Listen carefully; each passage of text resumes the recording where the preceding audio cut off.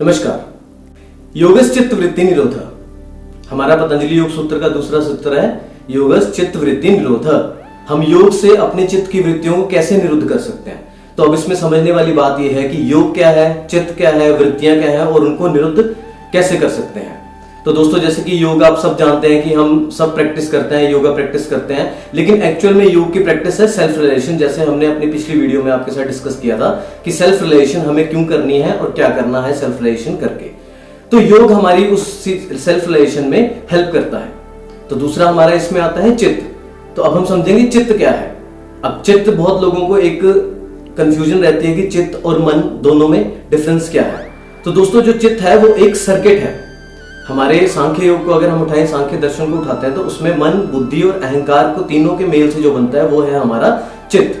अब इसमें मन, बुद्धि और अहंकार ये तीन मेन शब्द हैं जिन्हें हमें समझना है। तो मन जो हमारा एक तंत्र है जिससे हम चीजों को ऑब्जर्व करते हैं, परसेप्शंस को रिसीव करते हैं। जैसे हम किसी आम को देखते हैं, हमारी खाने की इच्छा होती है तो वो मन में इच्छा होती है। अगर किसी चीज को हम सुनते हैं, उसके द्वारा हमारी जो अवेयरनेस होती है, हमारे जो एक्शंस होते हैं वो हमारे मन के थ्रू एक्शंस होते हैं। तो इंद्रियां, जो हमारी 5 इंद्रियां, 5 सेंसेस हैं, वो हमारी डायरेक्ट हमारे मन से जुड़ी हुई है। हमारा मन उन इंद्रियों से चलता है। हम जब देखते हैं वैसे हमारे अंदर विचार आते हैं, वैसे हमारी साइकोलॉजी, हमारा सर्किट वैसे काम करने लग जाता है। किसी चीज को सुनते हैं, कुछ बोलते हैं, तो हमारा ये सारा सर्किट हमारा मन को कंट्रोल करता है। अब मन का सही और गलत का फैसला करने के लिए हमारे पास दूसरा यंत्र है बुद्धि, जिसका इस्तेमाल करके हम अपना ट्रू और गलत चीज को डिसाइड कर सकते हैं, राइट और रॉन्ग को डिसाइड कर सकते हैं, जिसमें हमें बुद्धि का इस्तेमाल करना पड़ता है। और तीसरा अहम, जो इस चीज का ऑब्जर्वर है, मैं, वो हमारा अहम, आईनेस।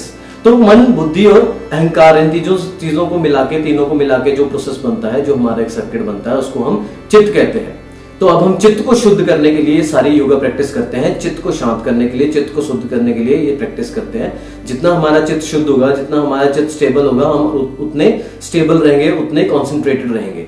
तो ये प्रैक्टिस हमारी सारी चित्त को शुद्ध करने के लिए की जाती है, जिसे हम कहते हैं योगा की प्रैक्टिस।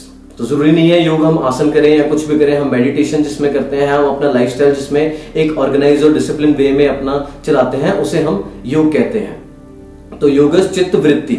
अब वृत्तियां आती हैं हमारी डिस्ट्रैक्शंस, हमारी एक्सटर्नल फैक्टर्स, हमारी बाहर की फोर्सेस जो हमारे मन को डिस्ट्रैक्ट करती हैं, वो होती हैं हमारी वृत्तियां। अब उन वृत्तियों को हम कैसे कंट्रोल करते हैं, ये सारी प्रैक्टिस कैसे करते हैं। वृत्तियां हमारी 5 कौन कौन सी वृत्तियां होती हैं हमारी, कौन कौन सी ऑब्स्टेकल्स हैं, कौन कौन सी डिस्ट्रैक्शंस हैं, वो सारी हम डिस्कस करेंगे आने वाले सूत्रों में।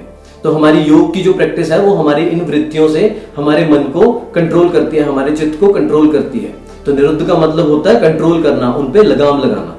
तो हम योग की प्रैक्टिस करते हैं अपने चित्त की वृत्तियों को निरुद्ध करने के लिए, अपने सारे डिस्ट्रैक्शंस को कंट्रोल करने के लिए, उनको दबाने के लिए, ताकि हम अपने आप को कॉन्सेंट्रेटेड रख पाए, अपने आप को फोकस्ड कर पाए, अपने आप को स्टेबल कर पाए, ताकि हम सेल्फ रियलाइजेशन कर पाए, अपने आप को देख पाए, अपने अंदर की आवाज को सुन पाए, अपने स्वॉट एनालिसिस, जैसे हमने पिछले वीडियो में डिस्कस किया, अपनी स्ट्रेंथ, वीकनेस, अपॉर्चुनिटी और थ्रेट, आसपास सब कुछ देख के हम अपने आप को, अपने करियर को डिसाइड कर सके कि हमें क्या करना चाहिए, हम क्या कर सकते हैं और हमारी कैपेबिलिटीज क्या हैं। उन चीजों को हम देख के हम अपने लाइफ को एक डायरेक्शन दे सकते हैं। तो योगस् चित्त वृत्ति निरोधा, योग से चित्त की वृत्तियों को निरुद्ध करना है।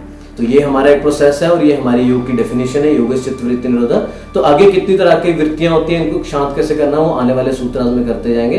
तो धीरे धीरे आगे बाकी सूत्राज में हम आपको मिलते हैं अपनी अगली वीडियोज में। तब तक के लिए नमस्कार।